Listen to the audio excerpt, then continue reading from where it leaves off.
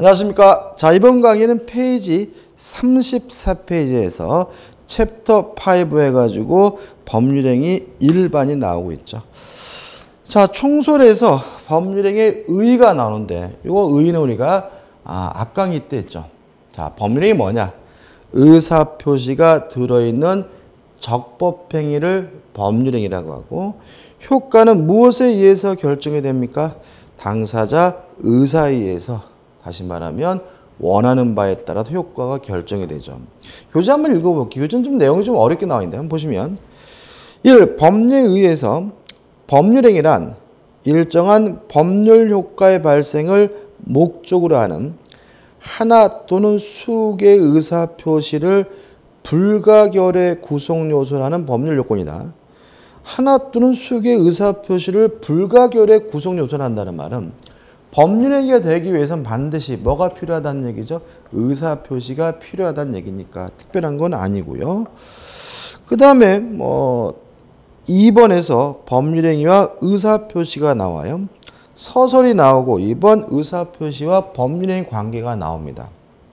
일단 법률에 되려면 반드시 뭐가 있어야 돼요? 의사표시가 있어야 된다. 따라서 법률행위는 결국은 의사표시로 만들어지는 뭐예요? 법률 요건이고, 또 법률행위의 효과는 무엇에 의해서 결정됩니까? 의사표시에 의해서 결정되니까 의사표시가 무효하면 법률행위도 무효고, 의사표시가 취소가 되면 법률행위도 뭐가 돼요? 취소가 된다. 이게 결론인 거죠. 그 다음 우측에 보시면 이제 3번에서 법률 요건 해가지고 법률행위의 성립 요건이라는 개념이 나와 있죠. 일단 성립 요건이라는 것은 법률행위가 성립하기 위한 요건을 말해요. 그러면 법률행위가 성립되기 위해서, 법률행위가 되기 위해서 뭐가 필요한가? 일단 우리가 뭐는 알고 있냐면 의사표시는 알고 있죠. 의사표시가 있어야 법률행위로서 성립한다. 그다음 또 하나 생각해 볼 것은 의사표시는 뭐냐면 원하는 바를 밖으로 뭐 하는 거예요? 표시하는 것이니까 원하는 사람이 있어야 되겠죠. 따라서 원하는 사람, 당사자가 있어야 되고요. 또 이런 건 어떨까요? 나 지금 무척 원해. 이런 건 의미가 없는 거죠. 그죠? 다시 말하면 무엇을 원하는지 원하는 바가 나와 있어야 되는데 그 우리가 뭐라 그러냐면 목적이라고 해요. 따라서 법률이 성립되기 위해서는 가장 기본적으로 당사자 의사표시 목적이 있어야 되는데 이걸 우리가 뭐라 그러냐면 일반적 성립 요건이라고 하는 거죠. 근데 문제가 되는 것은 2번에서 특별 성립 요건이 나와요. 이 특별 성립 요건이 여러 가지 나와 있지만 우리는 뭐만 잊지 마셔야 되냐면 요물계약이라는 개념을 잊지 마셔야 돼요. 요물계약이란 계약이 성립되기 위해 일정한 물건이 요구되는 계약이 뭐예요? 요물계약이에요. 다시 한번요. 요물계약이란 계약이 뭐가 되기 위해서요? 성립되기 위해서 일정한 물건이 요구되는 계약이 뭐죠? 요물계약이죠. 따라서 요물계약에서 요구하는 것들은 다 계약, 법률행위에 뭐가 되냐면 성립 요건이 되는 거예요. 그럼 요물계약에 뭐가 있느냐? 첫째, 계약금 계약이 요물계약이고요. 따라서 계약금 계약이 성립되려면 실제로 계약금이 지급돼야 돼요. 그 다음에 대물변제, 돈 대신 물건으로 갚는 대물변제도 요물계약이고, 세 번째, 보증금 계약은 학설의 대립이 있긴 하지만 일반적으로 요물계약으로 이해하고요. 네 번째, 현상광고도 요물계약이에요. 일단 정확한 개념은 우리가 계약법에서 할 건데 일단 요물계약 요 네 가지 좀 기억해 두시고요. 그래서 문제 푸는 요령은 성립요건 하면 뭐가 떠올라야 되냐면 요물계약이라는 개념이 떠올라야 됨을 주의하시기 바랍니다. 그 다음에요. 이러한 요건을 갖추면 법률행위로서 성립이 돼요. 근데 문제는 성립됐다 그래서 유효라는 보장은 없는 거죠. 다시 말하면 성립한 법률행위는 또다시 무효일 수도 있고 또는 뭐일 수도 있어요? 유효일 수도 있는 거고요. 만약에 성립한 계약이 유효하기 위해서는 별도의 요건이 필요한데 이걸 우리가 뭐라 하느냐면 유효 요건 또는 효력 요건이라고 하는 거죠. 자, 유효 요건에 대해서 당사자에 대한 유효 요건은 당사자에게 능력이 존재해야 돼요. 그래서 우리가 첫 번째 강의 시간에 권리 능력이니 행위 능력이니 의사 능력이니 제한 능력이니라는 개념을 설명드렸고요. 이거는 시험 범위가 아니기 때문에 첫 강 한 거로 끝난 거고요. 또 의사 표시가 있고 이것이 유효하기 위해서는 의사와 표시가 합치돼야 되고요. 이 의사가 형성되는 과정에 뭐가 없어야 되냐면 하자가 없어야 돼요. 요거는 우리가 굉장히 중요한 부분이고요. 시험 문제 기본적으로 서너 문제씩 나오는 부분이기 때문에 의사표시라고 해서 뒤에서 별도로 공부하게 되고요. 또 목적에 관한 유효요건으로서 목적이 확정될 수 있고 가능하고 적법하고 사회적 타당성이 있어야 되는데 이 부분도 굉장히 중요한 부분이고요. 이것도 우리가 법률 목적이라고 해서 잠시 뒤에, 교재 뒤에 이 부분을 따로 또 공부하게 되는 거죠. 그 다음 문제는 이제 이런 거 우리가 일반적 유효요건이라고 해요. 그러면 특별 유효요건, 특별 효력 요건이 뭐가 있느냐? 실제로 우리가 아직은 앞부분이기 때문에 뒤에 나올 걸 앞에 하기 때문에 어려울 수가 있는데 그래도 여기서는 뭔 말인지 몰라야 돼. 뒤에서 할 거니까. 그래도 이게 유효요건이구나라는 걸 기억해 두시는 게 좋은데 유효요건 관련해서 여러분들이 잊지 말 것은 유동적 무효라는 말이 떠올라야 돼요. 뒤에서 할 겁니다. 자, 유동적 무효라는 말은 지금은 무효지만 일정한 요건을 갖추면 유효로 뒤바뀔 가능성이 있는 무효를 우리가 유동적 무효라고 하고요. 그러면 유동적 무효에서 요구하는 요건을 갖추면 무효가 아니라 유효로 뒤바뀌니까 이것도 뭐가 되는 거죠? 유효 요건이 되는 거죠. 그래서 수험적으로는 유효요건 하면 뭐가 떠올라야 되냐면 유동적 무효가 떠올라야 되고요. 일단 유동적 무효에 대해서 세 가지를 기억하시면 되는데 첫째, 무권 대리 행위는 유동적 무효고 무권 대리 행위를 추인하게 되면 본인에게 효과가 발생하므로 이건 뭐예요? 유효요건이고요. 두 번째, 토지 거래 허가 구역 내에서 허가 없이 거래하면 무효인데 허가를 받으면 유효가 되니까 이것도 뭐예요? 유동적 무효고 허가는 뭐예요? 유효하기 위한 요건이고요. 그 다음에 정지 조건이란 지금 효과가 없지만 조건이 성취가 되면 효과가 생기는 것이니까 이것도 유동적 무효고 정지 조건부 법률행위에서 조건의 성취도 뭐가 되죠? 유효요건이 돼요. 굉장히 중요한 부분들이기 때문에 한 시간 동안 떠들어야 될 분량인 것들이거든요. 각각이. 그래서 이건 우리 뒤에서 자세히 볼 것이고 여기서 말하는 추인, 허가, 조건 성취도 뭐의 무슨 요건이라고요? 유효요건이라는 건 좀 머릿속에 좀 기억해 두시기 바랍니다. 끝입니다. 자, 문제를 풀어볼게요. 36페이지 보시면 대표예제가 나오죠. 법률행위의 효력이 발생하기 위한 요건이 아닌 것은 자, 그러면 문제가 뭘 물어보냐면 효력 요건이 아닌 거, 유효요건이 아닌 걸 찾으려거든요. 그럼 결국 뭘 찾으라는 거냐면 성립 요건을 찾으라는 거고요. 요물계약을 찾으라는 거예요. 5개 지문 중에서 요물계약 보이시나요? 예, 3번 계약금 계약에서 계약금 지급은 요물계약으로서 뭐예요? 성립 요건이기 때문에 답은 뭐죠? 3번이 되는 거죠. 그래서 실제로 문제 풀 때는 성립 요건하면 요물계약이 유효 요건하면 유동적 무효가 떠올려야 됨을 다시 한번 말씀드립니다. 자, 2절에서 이제 뭐가 나오냐면 법률의 종류해가지고 단독행위 계약, 합동행위가 나오는데 일단 합동행위라는 개념은 교재 우측에 나와 있지만 설명 안 드립니다. 왜냐하면 우리는 수험적으로 합동행위라는 개념을 모르는 게 더 낫기 때문에 설명을 안 드릴 거고요. 그럼 저는 여러분한테 단독행위와 계약을 설명드릴 거예요. 이것도 은근히 가끔 시험에 나와요. 자, 이런 얘기입니다. 의사표시가 있으면 법률행위니까 결국은 의사표시가 하나만 있어도 법률행위고 의사표시가 2개 있어도 법률행위겠죠. 의사표시가 하나만 있으면 성립하는 법률행위를 단독행위라고 하고요. 의사표시가 2개 있어야 성립하는 법률행위를 계약이라고 합니다. 그럼 여기서 이제 이렇게만 하고 넘어가면 이제 문제 풀 때 또 도움이 안 되는데 하나라는 말과 2개라는 말이 무슨 뜻이냐 이런 얘기입니다. 갑이 을에게요 일정한 의사를 표시했어요. 하나죠. 이것만으로 법률행위가 성립하고 유효하다면 이런 거 우리가 뭐죠? 단독행위라고 하고요. 을이 갑에게 2번째 의사를 표시했어요. 2번째죠.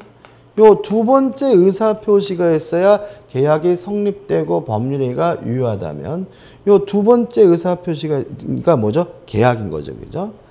여기서 그럼 생각해 볼 것은 요 2번째 의사 표시를 우리가 흔히 뭐라 그러냐면 승낙이라고 한다는 거죠. 그럼 결과적으로 이런 얘기가 됩니다. 단독행위란 승낙을 받을 필요가 없다는 얘기예요. 따라서 단독행위는 뭐냐면 의사표시가 하나라는 말은 뭐냐면 승낙을 받을 필요 없이 일방적으로 하는 법률행위가 뭐가 되냐면 단독행위가 된다는 얘기예요. 그 다음에 계약은 의사표시가 뭐예요? 2개라는 말은 뭘 얻어야죠? 승낙을 얻어야 성립하는 법률행위가 계약입니다. 가끔 여기서 계약이냐 단독행위냐를 구별하라는 문제가 출제가 돼요. 근데 잘 틀리시는데 왜 그러냐면 자꾸 계약과 단독행위 종류를 암기해서 문제를 풀려고 하기 때문에 틀리는 거예요. 실제로는 다음 중 계약인 것을 물어보면 5개 지문 중에서 승낙을 얻어야 되는 걸 찾으면 되는 거고요. 다음 중 계약이 아닌 것은 단독행위인 것은 이렇게 물어본다면 5개 지문 중에서 승낙을 받을 필요 없이 일방적으로 하는 것을 찾으면 된다는 거 주의하시기 바라고. 다만 한 가지 여러분들이 머릿속에 암기해야 될 사항은 증여는 계약이라는 건 머릿속에 꼭 숙지하실 필요가 있다. 뭐는 계약이라고요? 증여는. 그죠? 자, 왜 그러냐면 우리가 왠지 증여는 꽁꼬로 주는 거니까 일방적으로 가는 것처럼 착각하거든요. 증여는 계약입니다. 그래서 이런 의미가 돼요. 제가 제 친구한테 야 인마 내 돈이 썩어 문드러지니까 짜식 너한테 내가 10억 줄게 라고 했더니 그 인간이 안 받을 짜식아 네 돈 그러면 못 주는 거다. 증여는 계약이기 때문에 상대방으로부터 뭘 받아야 돼요? 승낙을 얻어야 된다는 거 기억해 두시기 바랍니다. 그 다음에 교재를 잠깐 보시면 단독행위 해가지고 1번 상대방 있는 단독행위와 상대방 없는 단독행위로 나누고 있는데 일단 이런 의미입니다. 둘 다 단독행위이기 때문에 승낙을 받을 필요가 없다는 건 같아요. 다만 뭐가 다르냐면 상대방에게 얘기는 해야 되는 거, 상대방의 의사표시를 도달은 시켜야 되는 거, 이걸 우리가 상대방 있는 단독행위라고 하고요. 동의를 받을 필요 없을 뿐만 아니라 상대방에게 얘기할 필요도 없는 것, 상대방에게 그 의사표시를 도달시킬 필요도 없는 것을 우리가 상대방 없는 단독행위라고 합니다. 얘가 많이 나오는데 한 가지만 설명드릴까요? 자, 제가요 친구한테 300만 원을 빌려줬어요. 채권이 있는 거죠. 근데 그 친구가 돈을 갚기 싫대요. 돈을 경제상이 굉장히 어렵대요. 그래서 안쓰러운 만에 채권을 포기하고 싶어요. 채무를 면제하고 싶어요. 물론 채무를 면제하고자 할 때 그 친구한테 뭐 받을 필요는 없어요. 동의나 승낙은 받을 필요 없으니까 단독행위인데 제가 화장실에 쪼그려 앉아가지고 먼 산 보고 친구야 돈 갚지 마라 라고 백날 얘기해봐야 채권이 소멸되는 것은 아니라는 거죠. 승낙은 받을 필요 없지만 그 친구를 만나가지고 어렵지 마. 돈 갚지 마! 라고 뭐는 해야 돼요? 얘기는 해야 되니까 채무 면제는 상대방 있는 단독행위. 나머지 것도 같은 취지예요. 그 다음에 상대방 없는 단독행위. 제가요, 이 안경에 대한 소유권을 포기하고 싶어요. 물론 제가 안경을 포기하고 싶으면 갖다 버리면 그만이지 누구한테 동의나 승낙을 받을 필요는 없으니까 소유권의 포기도 뭐가 되는 거예요? 단독행위가 되는 거죠.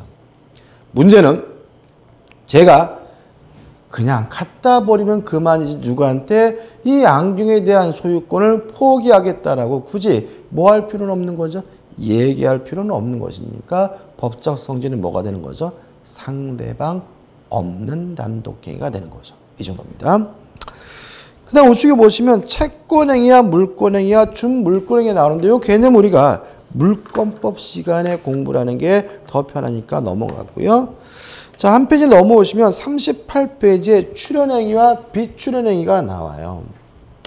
일단 뭐 그렇게 중요한 개념은 아닌데 용어 정리 차원에서 가끔 문제가 나오기 때문에 간단하게 설명드리면 자, 이런 얘기입니다. 법률행위를 함으로써 재산의 증가와 감소, 증가 및 수반 함께 일어나면 이걸 우리가 뭐라 그러냐면 출연행위라고 하고요. 재산의 증가 감소가 수반되지 않으면 우리가 비출연행위라고 합니다. 여기서 우리가 조심해야 될 것은 뭐냐면 가끔 무상은 비출연, 유상은 출연 이렇게 이해하시는 분이 계시는데 그건 아니라는 거예요. 일반적으로 출연행위는 다시 유상행위와 무상행위로 나뉜다는 점이죠. 말하면 유상행위도 무상행위도 일반적으로 다 뭐인 거예요? 출연행위인 거예요. 자, 한번 생각을 해볼게요. 갑이라는 사람이 A라는 건물을 가지고 있는데 을과 만나가지고 매매 계약을 했어요. 매매 계약은 물론 뭐예요? 무상이죠. 그러면 이 건물이라는 것만 놓고 본다면 이제 갑의 재산은 뭐가 될 거냐면 감소가 될 거고요. 이제 을의 재산은 뭐가 되겠어요? 증가가 될 테니까 요 매매 같은 유상행위는 증가와 감소를 함께 일으키고 있으므로 뭐가 되는 거죠? 출연행위인 거죠. 근데 문제는 증여도 마찬가지라는 거죠. 무엇도요? 증여도. 갑이 을에게 건물을 꽁꾸러 주기로 했어요. 그러면 갑의 재산은 뭐가 될 것이에요? 감소가 될 것이고 을의 재산은 뭐가 될 거예요? 증가가 되겠죠. 그러면 무상인 증여도 증가 감소를 함께 일으키고 있으니까 이것도 뭐가 되는 거예요? 출연행위가 된다는 점이에요. 그러면 비출연행위는 뭐가 있느냐? 두 가지를 기억하자고요. 첫째, 대리권 수요는 비출연행위다. 왜냐면 제가 이렇게 하겠습니다. 네가 내 대신 제주도에 가서 땅 좀 사라라고 대리권을 줬어요. 그러면 떨어졌으니까 힘은 판기긴 하겠지만 재산에 전혀 변화가 없죠. 증가도 없고 감소도 아직은 없는 거죠. 따라서 대리권 수요는 대표적인 뭐예요? 비출연행인 거죠. 그 다음에 소유권의 포기예요. 이거 조심하셔야 되는데 제가요, 요 안경에 대한 소유권을 포기했어요. 그러면 저의 재산은 감소가 되겠죠. 그래도 이것은 뭐예요? 비출연행이에요. 왜냐하면 출연행위가 되려면 증가와 감소가 수반 함께 일어나야 되는 거예요. 소유권을 포기하는 것은 뭐만 있을 뿐이에요? 감소만 있을 뿐. 제가 이 안경에 대한 소유권을 포기했다 그래서 누구의 소유권이 뭐 되는 건 아니에요? 증가되는 것은 아니기 때문에 소유권의 포기도 뭐로 이해합니까? 비출연행위로 이해하게 됨을 주의하시기 바랍니다. 그 다음에 요식행위, 불요식행위. 법률행위가 성립하기 위해서 일정한 형식이나 방식이 요구되는 행위를 요식행위라고 하고요. 아무런 형식도 방식도 요구되지 않는 행위를 우리가 불요식행위라고 해요. 교재 요식행위 예가 나오죠. 예컨대 법인 설립행위, 혼인, 유언. 가슴 아프게도요.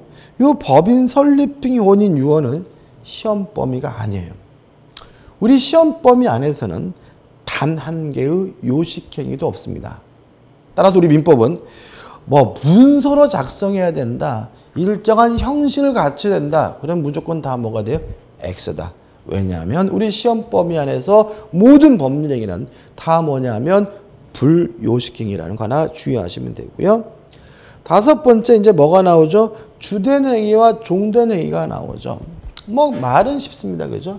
주된 행위, 종된 행위. 어떻게 더 이상 풀어서 쉽게 말씀드리기가 뭐할 정도로 쉬운 말인데, 그럼 뭐 어떤 경우를 말하느냐 한번 생각해 볼까요? 우리 갑에게요 1억 원을 빌려줬어요. 그리고 갑 소유 A 부동산에 뭘 했냐면 저당권을 설정했어요. 그러면 갑과 을은 1억을 빌려주고 저당권을 설정했다. 두 가지 행위를 한 거죠. 자, 잠깐 생각해 보자고요. 돈을 안 빌려줬는데 저당권을 설정할 수는 없는 거죠. 그렇지 않습니까? 그죠? 근데 저당권 설정 안 해도 뭐는 할 수 있어요? 돈은 빌려줄 수 있죠. 그러면 저당권을 설정한다는 행위는 1억을 빌려준다는 행위가 있어야지만 존재할 수 있는 행위니까 1억을 빌려주는 행위를 우리가 주된 행위라고 하고요. 저당권을 설정하는 행위를 우리가 종된 행위라고 하는 거고요. 결과적으로 1억을 빌려주게 되면 을에게는 뭐가 생기냐면 채권이 생기고요. 저당권을 설정하게 되면 을에게는 뭐가 생기냐면 저당권이 성립하게 되는데, 채권이 주된 권리고 저당권은 뭐가 되는 거죠? 종된 권리가 된다는 거죠. 왜요? 채권이 없다면 저당권도 뭐 할 수 없어요? 존재할 수가 없으니까. 이런 얘기고요. 그 다음 우측에 보시면 신탁행위와 비신탁행위가 나오는데, 이렇게 중요한 개념은 아니지만 이건 또 우리가 통정허위 표시라는 부분에서 설명드릴 테니까 이 부분에 좀 참으시기 바라고요. 자, 한 절 넘겨보겠습니다. 제3절에서 이제 뭐가 나오냐면 법률의 목적이 나와요. 사실 우리가 어디 왔냐면 법률행위가 성립되기 위해서는 당사자 의사표시 목적이 있어야 되고, 그 목적이 유효하기 위해서는 확정될 수 있고 가능하고 적법하고 사회적 타당성이 있어야 된다. 다시 말하면 요 40페이지부터 나오는 내용은 법률행위의 목적에 관한 유효 요건에 관한 부분이고요. 자, 첫 번째 유효권은 목적의 확정입니다. 판례도 나와 있지만 한 가지만 잊지 마십시오. 여기서 말하는 확정은 확정 가능성을 말한다. 다시 말하면 법률행위가 확정되어야 유효한 것이 아니라 확정될 가능성만 있다면 그것만으로도 어떻게 해요? 유효하다. 이런 얘기입니다. 예를 들어 설명드릴까요? 제가요 아파트를 분양받았어요. 매매 계약이죠. 근데 내가 산 아파트가 어디 있는지 하고 한번 가봤더니 아직 짓지도 않았고요. 허벌판이고 도대체 내가 사는 아파트가 어디 있는지를 모르겠어요. 그래도 그 매매 계약은 무효가 아니라 뭐예요? 유효하다. 왜냐하면 법률행위가 성립하기 유효하기 위해서는 목적이 확정되어야 하는 것이 아니라 미래라도 확정될 가능성만 있다면 그것만으로 법률행위로서는 충분히 유효하기 때문인 거죠. 그다음 우측에 3번 이제 목적의 가능이 나오는데 이 목적에 관한 부터는 다음 시간에 이어서 들어가도록 하겠습니다. 감사합니다.